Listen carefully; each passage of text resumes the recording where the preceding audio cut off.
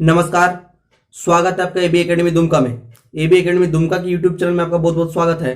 तो जैसे कि हम लोगों ने बाल विकास सीडीपी का क्लासेस शुरू किया है, तो इसका आज तीसरा अध्याय है। तीसरे अध्याय में आज हम लोग पढ़ेंगे बायोगॉट्स्की, कोहलर्सबर्ग और पियाजे का सिद्धांत। बायोगॉट्स्की, कोहलर्सबर्ग और पियाजे का सिद्धांत। तो शुरुआत हम लोग पियाजे से करेंगे।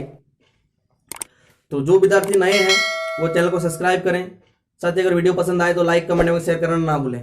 तो सबसे पहले हम लोग का नाम आता है जीन पियाजे का। जीन पियाजे का, तो जीन पियाजे जो थे एक स्विट्जरलैंड के मनोवैज्ञानिक थे। जीन पियाजे स्विट्जरलैंड के एक मनोवैज्ञानिक थे। इन्होंने क्या किया था, बच्चों में मनोवैज्ञानिक दृष्टिकोण का विस्तृत गहन अध्ययन किया था। उसमें से किसके ऊपर उन्होंने प्रयोग किया था, तो उनका जो प्रयोग है वो अपने ही बच्चों पर किया गया था कि बच्चों में कैसे विकास होता है, कैसे बुद्धि का विकास होता है, कैसे संज्ञानात्मक विकास होता है।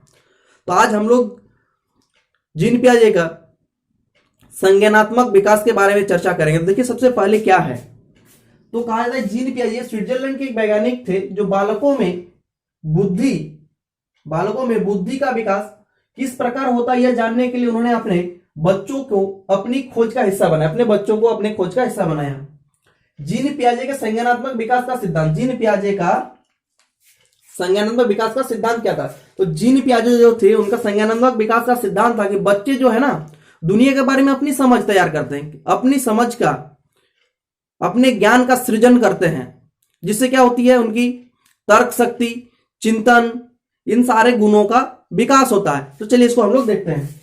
इस संज्ञानात्मक विकास से तात्पर्य क्या, देखिए जीन पियाजे का संज्ञानात्मक विकास का सिद्धांत, इसमें कहा जा रहा है कि संज्ञानात्मक विकास का तात्पर्य बच्चों के सीखने एवं सूचनाओं को एकत्र करने के तरीके से है। बच्चों के सीखने एवं उसके सूचनाओं को एकत्रित करने के तरीकों से है, मतलब कैसे उसको एकत्रित कर रहा है, चीजों को कैसे सीख रहा है।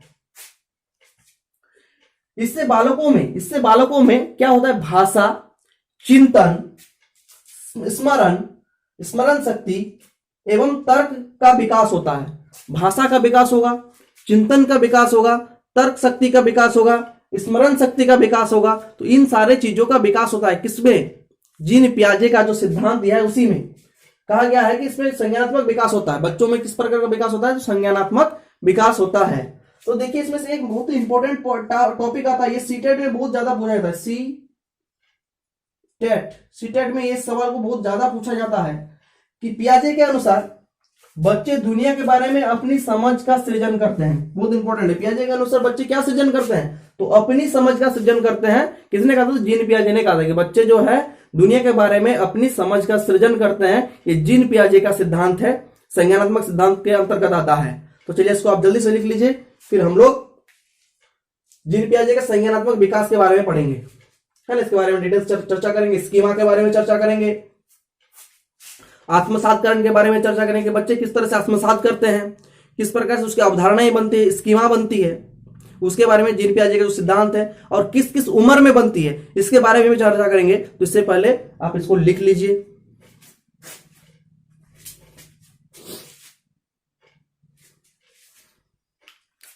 आई होप आप लोगों ने लिख लिया होगा।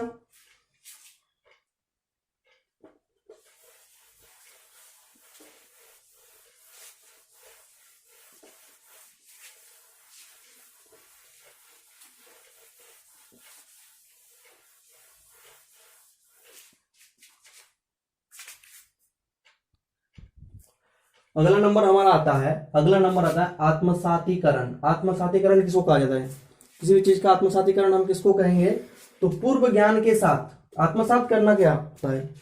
आत्मसात करना क्या होता है, तो आत्मसात करने का मतलब होता है आपके पास जो पूर्ण ज्ञान है, आप पूर्ण ज्ञान के साथ नवीन ज्ञान को क्या करना, जोड़ना। पूर्ण ज्ञान के साथ नवीन ज्ञान को जोड़ना आत्मसातीकरण कहलाता है। मतलब बालक जो होता है उसके पास जो ज्ञान पहले से है, ऑलरेडी है, उसमें नए नए चीजों को सीखता है, नए नए चीजों को जोड़ता है, उसी को बोलते हैं हम लोग आत्मसातीकरण। ठीक है, पूर्व ज्ञान के साथ साथ नए नए ज्ञान को जोड़ने की प्रक्रिया आत्मसातीकरण कहलाता है। दूसरा आता है स्कीमा। स्कीमा को हम लोग हिंदी में कहते हैं अवधारणा। स्कीमा को हिंदी में हम लोग क्या कहते हैं, अवधारणा कहते हैं। तो अवधारणा क्या होता है, ये मानसिक संक्रिया, अवधारणा जो है ये मानसिक संक्रिया तथा इंद्रियात्मक संक्रिया से संबंधित है। वो मानसिक संरचना है जिसे सामान्यीकरण किया जाता है। क्या कहा जाता है इसमें, स्कीमा या अवधारणा क्या है, वो मानसिक अवस्था है जिससे सामान्यीकरण किया जाता है। सामान्यीकरण मतलब होता क्या है, मतलब सामान्यीकरण का मतलब होता है ये चीजों को सिलसिलेवार ढंग से जोड़ना। सामान्यीकरण का मतलब होता है चीजों को सिलसिलेवार ढंग से जोड़ना, जिसमें तथ्य हो, जिसमें तथ्य हो, तथ्यों के आधार पर चीजों को सिलसिलेवार जोड़ना को क्या कहते हैं हम लोग, सामान्यीकरण। तो क्या होता है इसमें आपका अवधारणा में, इसमें होता है जिसका सामान्यीकरण, किसका, मानसिक संरचना है जिसे सामान्यीकरण किया जाता है। किस चीज का, तो वो मानसिक संक्रिया तथा ज्ञान संज्ञानात्मक संक्रिया से संबंधित है। मानसिक संक्रिया तथा संज्ञानात्मक संक्रिया से संबंधित है, मानसिक तथा संक्रियात्मक, ठीक है। उसे क्या होता है, उनका सामान्यीकरण होता है। उन सारे सूचनाओं का क्या होता है, सामान्यीकरण होता है। उसी को बोलते हैं हम लोग स्कीमा, ठीक है। अवधारणा, बच्चे अपना अवधारणा बनाते हैं, उसके बारे में सोचते हैं, ठीक है ना, सिलसिलेवार ढंग से उसका अवधारणा बना लेते हैं, ठीक है। अगला हम लोग का नंबर आता है पियाजे के संज्ञानात्मक विकास की अवधारणाएं, अवस्थाएं, ठीक है। जीन पियाजे ने सिद्धांत दिया, तो जीन पियाजे के संज्ञानात्मक विकास की अवस्थाएं क्या क्या है, तो जीन पियाजे के संज्ञानात्मक विकास की अवस्थाएं क्या है, तो एक होता है इंद्रियोजित अवस्था, इंद्रियोजित गामक या संवेदी प्रेरक अवस्था, इंद्रियोजित गामक या फिर संवेदी प्रेरक अवस्था, जिसको संज्ञानात्मक गामक संज्ञानात्मक अवस्था भी कहा जाता है। गामक संवेदी संज्ञानात्मक अवस्था भी कहा जाता है, संवेदी संज्ञानात्मक अवस्था भी कहा जाता है। उसी क्या कहा जाता है, इंद्रियोजित गामक संवेदी प्रेरक अवस्था भी कहा जाता है। ये होता है जन्म से 2 साल तक, जन्म से बच्चे का 2 साल तक। अब ये जो होता है आपका गामक, इंद्रियोजित गामक या संवेदी प्रेरक, इसमें क्या होता है, बच्चों क्या करता है, बच्चों में होता है ये 0 से 2 साल तक, 0 से 2 साल के बीच होता है। अब बच्चों को भूख लगाए तो क्या करेगा, बच्चे क्या है, बालक क्या करता है, रोकर इसको व्यक्त करता है। क्या करके व्यक्त करता है, रोकर व्यक्त करता है ना।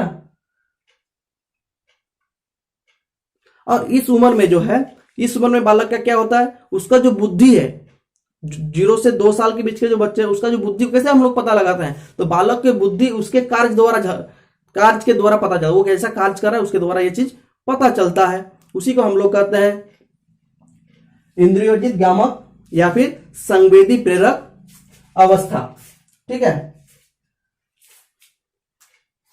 इसी को संवेदी संज्ञानात्मक अवस्था भी कहा जाता है जीन पियाजे का।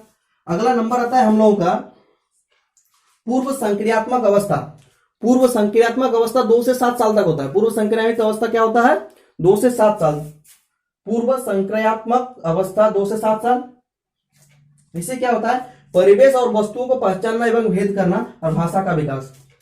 इससे क्या होता है, पूर्व संक्रियात्मक अवस्था में क्या होता है, बच्चे अपने परिवेश एवं वस्तुओं को क्या करने लगता है, पहचानने लगता है, ठीक है, पहचानने लगता है, परिवेश को और वस्तुओं को पहचानने लगता है। साथ में इसमें क्या होता है, 2 से 7 साल का जो बच्चा, उसमें भाषा का विकास होता है। उसमें किसका विकास होता है, भाषा का विकास, है ना, पूर्व संक्रियात्मक अवस्था में। अगला नंबर आता है हम लोग का मूर्त संक्रियात्मक अवस्था, तो मिटा लेते हैं।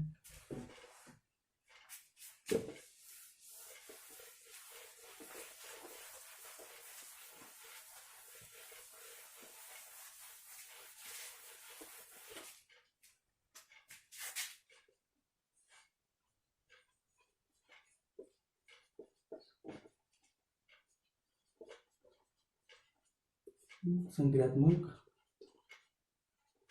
अवस्था, इसमें क्या होता है, इसमें 7 वर्ष से कितने वर्ष तक रहे, 7 वर्ष से 11 वर्ष का उम्र होता है। 7 से 11 वर्ष में यह होता है, ठीक है।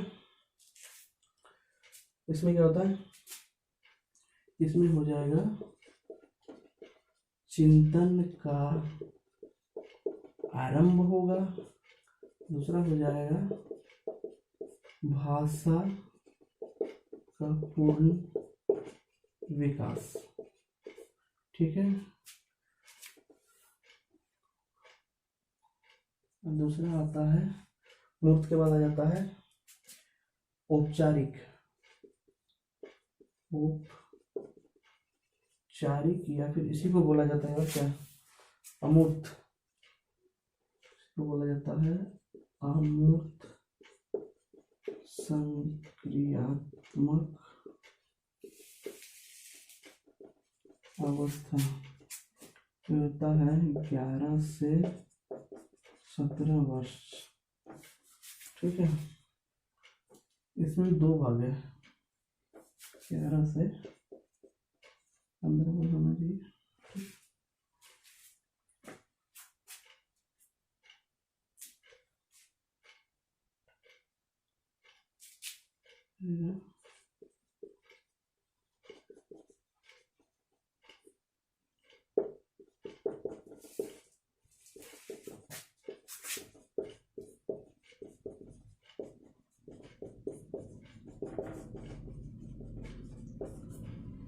देखिए अब हमारा नंबर आता है मूर्त संक्रियात्मक अवस्था। हमारा नंबर क्या आता है? मूर्त संक्रियात्मक अवस्था। तो मूर्त संक्रियात्मक अवस्था क्या होता है? 7 से 11 वर्ष, 7 से 11 वर्ष। इसमें क्या होता है? चिंतन का आरंभ होता है। बच्चे में क्या होता है? बालकों में क्या होता है? चिंतन आरंभ होती है।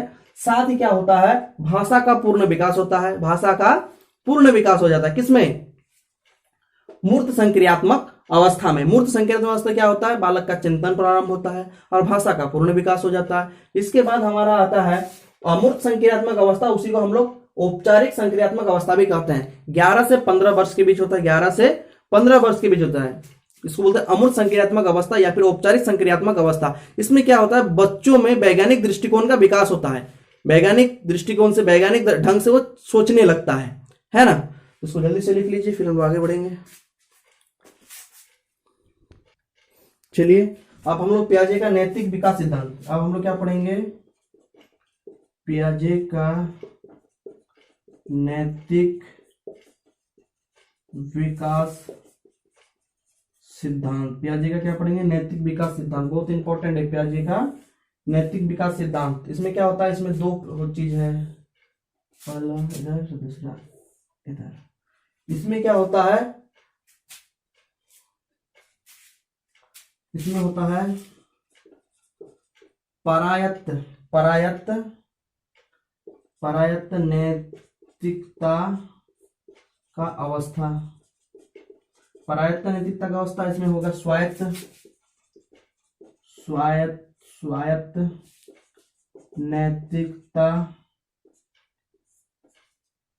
नैतिकता का अवस्था। इसमें परायत्त, देखिए पियाजे का नैतिक विकास सिद्धांत क्या है कि परायत्त नैतिकता का अवस्था होगा, एक होगा स्वायत्त नैतिकता का अवस्था। तो परायत्त का वो जब बालक छोटे होंगे, जब बालक का उम्र कम होगा, तो कितना से 4 से 7 वर्ष। इसमें कितना होता है? 4 से 7 वर्ष का समय पीरियड होता है। इसमें 4 से 7 वर्ष हो जाता है। परायत्त नैतिकता की अवस्था होता है 4 से 7 वर्ष। और 7 से जो 10 वर्ष है, 7 से 10 वर्ष जो है वो क्या होता है? वो होता है स्वायत्त नैतिकता की अवस्था। मतलब इससे अपना नैतिकता खुद से इसका विकास होता है। स्वायत्त में खुद से नैतिकता का विकास होगा और परायत्त नैतिकता का विकास 4 से 7 साल होता है। इसमें वो दूसरे के द्वारा नैतिकता को सीखता है। ठीक है ना। ये हो जाएगा बाहरी सत्ता से प्राप्त नैतिकता है ना। बाहरी सत्ता से प्राप्त नैतिकता हो गया ये, है ना। परायत्त नैतिकता को वही बोलते हैं। चलिए, और इसमें क्या हो जाएगा? अपने से प्राप्त नैतिकता। इसमें क्या हो जाएगा? अपने से प्राप्त नैतिकता। ठीक है ना। अपने से प्राप्त नैतिकता, तो आप लोग इसको समझ गए होंगे कि परायत्त में दूसरे से उसको नैतिकता मिलती है, स्वायत्त में खुद से उसको नैतिकता मिलती है। परायत्त में होता है 4 से 7 साल और उसमें होता है 7 से 10 साल स्वायत्त में, है ना।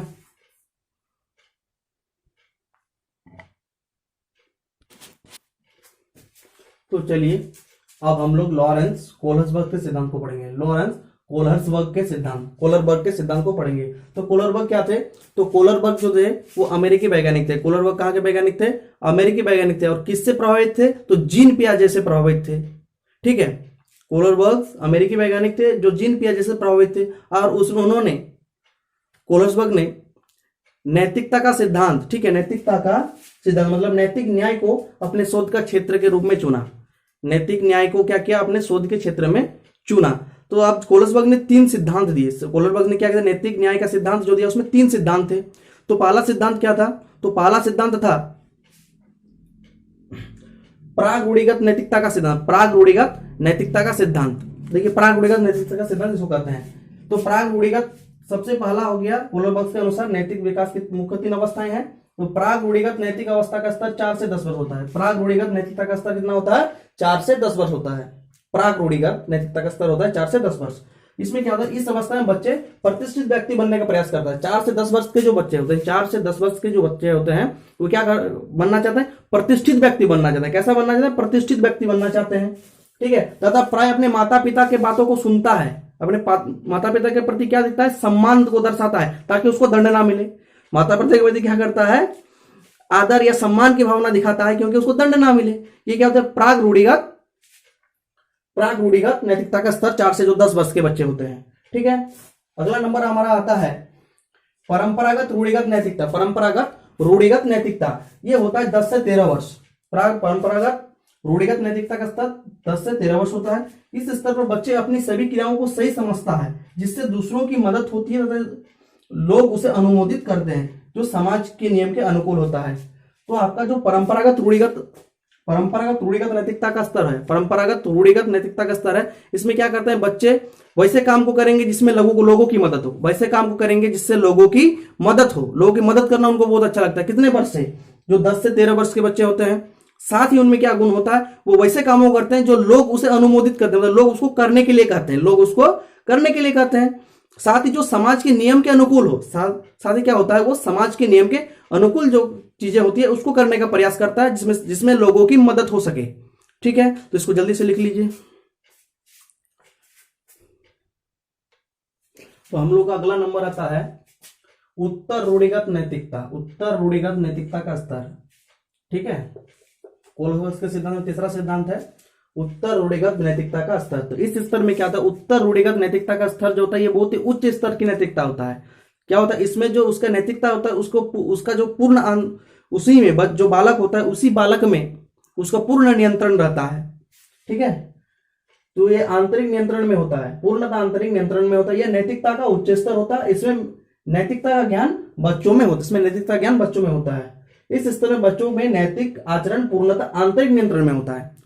ठीक है, उत्तर रूढ़िगत नैतिकता का स्तर में क्या होता है? इस स्तर में बच्चों का जो नैतिक आचरण पूर्णतः आंतरिक नियंत्रण में होता है, पूर्णतः आंतरिक नियंत्रण में होता है उनकी नैतिकता।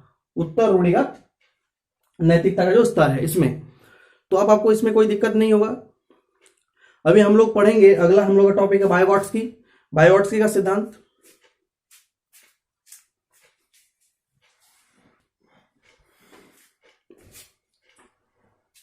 तो चलिए अब हम लोग बायोट्सकी के सिद्धांत पे चर्चा करेंगे। तो बायोट्सकी कहाँ के थे? तो बायोट्सकी रूस के मनोवैज्ञानिक थे। बायोट्सकी कहाँ के वैज्ञानिक थे? तो रूस के वैज्ञानिक थे, मनोवैज्ञानिक थे, वो वैज्ञानिक थे जो भी कहें आप।